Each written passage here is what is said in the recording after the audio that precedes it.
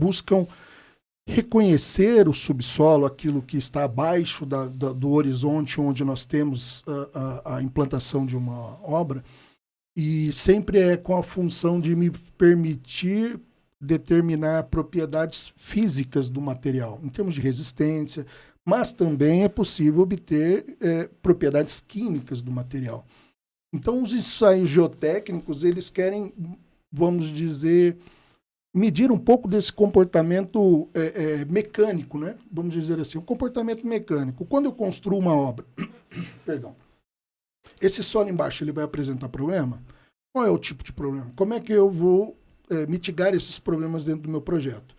Já as investigações geotécnicas, muitas vezes, elas lidam, na área da engenharia civil, elas lidam com medidas de comportamento físico dos materiais de subsolo, né? Então, tecnicamente, a gente diria que quando eu faço para geotecnia, eu uso os dois métodos, mas um é direto, um é igual a sondagem SPT. Eu insiro um amostrador, coleto uma amostra. Trago a amostra e tenho um parâmetro físico, né?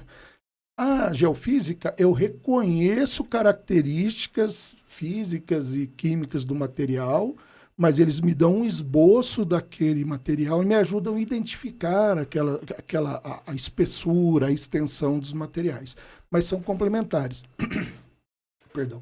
A geofísica ainda ela é muito importante quando a gente lida com as áreas contaminadas, porque elas fornecem um desenho muito melhor, por exemplo, de uma expansão de uma pluma de contaminação de um empreendimento industrial que está alocado dentro de um centro urbano, né? Ou algo do tipo, porque permite medir, por exemplo, a diferença da condutividade elétrica de uma água contaminada no subsolo na presença de um hidrocarboneto, né, um combustível que vazou de um posto, e uma água que não está contaminada por hidrocarboneto. De uma forma bastante natural, o comportamento digamos, eletromagnético da água natural é muito diferente dessa água contaminada. Então, consegue se definir a pluma, né? Então, tem uma grande... Além de poder também identificar tubulações enterradas, a geofísica serve muito para isso, né? Permite que a gente veja bem como é que é o subsolo de áreas que às vezes passaram por transformação ao longo dos anos. De vez em quando o povo encontra aí nas obras, aí sai escavando e encontra um esgoto aí de um lugar, de uma época que não existia bairro. Fizeram uma vala, colocaram um cano para jogar em um rio, algum curso d'água, soterraram, criou bairro, daqui a pouco você compra, tem um buraco aqui. Tem uma fossa. Se tivesse lá compilado esses dados, teria essa informação. Teria essa informação. De uma época que talvez fosse um pouco mais difícil, mas sim, a tendência é a gente construir daqui para frente, que não aconteça né? Para frente. Então, daqui para frente é muito importante também. Sim, né? Exato. E quais são os desafios mais comuns que os geólogos enfrentam para trabalhar dentro do contexto urbano? Eu acho que é a conscientização acerca dessa característica do domínio da natureza sobre as ações humanas, né? Então, é lógico que eu disse que nós temos soluções para tudo, mas isso dentro do contexto torna-se muitas vezes inviável. Eu posso pensar que isso aqui é uma área alagada, mas eu posso vender o loteamento e depois as pessoas que vão morar aqui, elas podem resolver isso. Elas podem. Mas aí entra uma questão. Você tem que fazer, primeiro, é uma área de preservação ambiental. Aí você vai criar eclusas, você vai criar um sistema de barramento dessas águas, mas você vai interferir, talvez, em áreas abaixo do fluxo, né? Solução tem, mas para quem fica isso, né? Muitas vezes é o grande complicador. Então, eu acho que é justamente a gente entender que quanto mais a gente expande a nossa ação na superfície do planeta e a gente utiliza os recursos naturais, seria essa consciência de que a gente está chegando num linear aí que a gente precisa entender que a gente começa a perder. A gente está chegando, nós já começamos, né? Esse ponto de não retorno, para mim, eu penso que é um ponto de inflexão, não só, né? Tipo, até aqui nós estamos vencendo. A partir daqui nós começamos a perder. Vencendo não, porque não existe uma verdade em dizer vencer, né? Não é uma guerra, não é uma disputa, mas a partir daqui eu acho que a gente começa a perder. Você está falando sobre o solo, as possibilidades de encontrar, né? Você falou da possibilidade do esgoto, mas uma linha diferente me veio lá em Conceição dos Ouros, acha muito na escavação para construções, urnas indígenas com esqueletos de índios e tudo mais. Me veio, ocorreu agora, porque eu sou de Ouros, e aí, de repente, lá é uma cidade que, engraçado, pontos distintos, não é só naquela regiãozinha que estava. Eu vi uma novidade de um historiador de lá, ele falando que achou numa construção tipo de 1.000 metros de distância, ou seja, a cidade toda provavelmente tenha esses indícios e esses encontros aí de, sei lá, de novidades no solo, né? Que ninguém espera. E aí, culturalmente, você tem que isolar a área e fazer uma preservação. E muitas vezes elas são, digamos, não caracterizadas. Não vou dizer descaracterizadas, né? A gente sabe que alguns empreendimentos o pessoal encontra esse tipo de informação e não registra. Sim. Porque né, se ele registrar, ele não vai poder mexer naquilo. Exato. Porque é preservado por lei, né? Que é uma pena, porque ali tem uma história, né? Tem tanta informação, tanto conhecimento. E lá tem vários objetos encontrados e fora o corpo deles que eram enterrados. E aí, igual eu falei, agora tem a questão da equidistância, não é só naquele local que estava muito próximo, parecia que era um cemitério.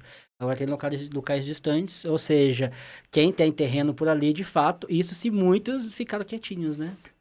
Agora você imagina o que a gente perde de conhecer, né? Exatamente, a história. Quando isso vamos dizer, ocultado, né? O que a gente deixa de conhecer das experiências humanas da nossa região, né? Exatamente.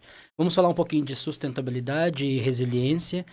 Como que a geologia pode contribuir para um planejamento urbano mais sustentável? Olha,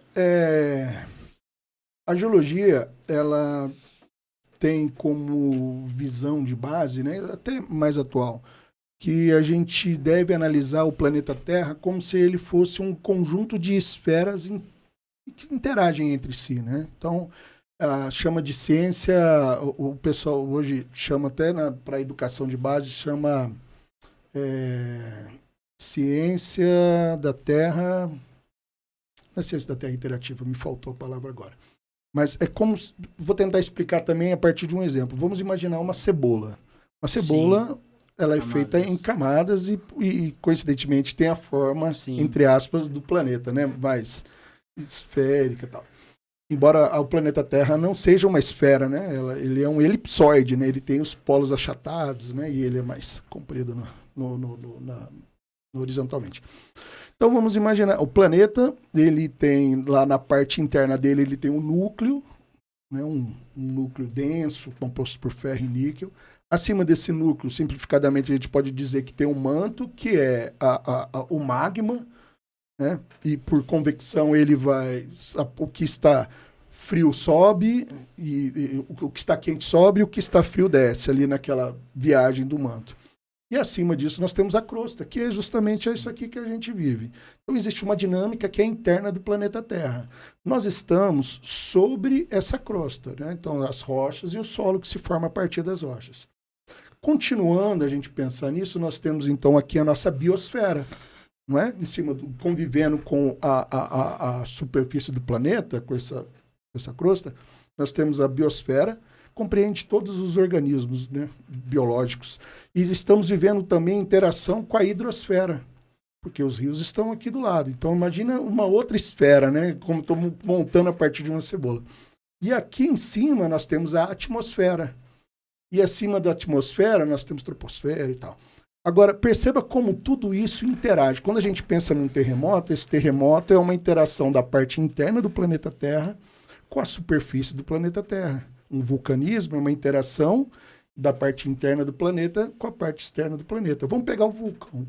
O vulcão, quando ele entra em erupção, ele solta lá as fumarolas, né, o magma, tudo. Aquilo entra em contato com a atmosfera. A gente nem precisa levar em consideração, falar aqui dos rios, dos bichos, né, dos animais que morrem, dos humanos que morrem, que é uma forma de interação.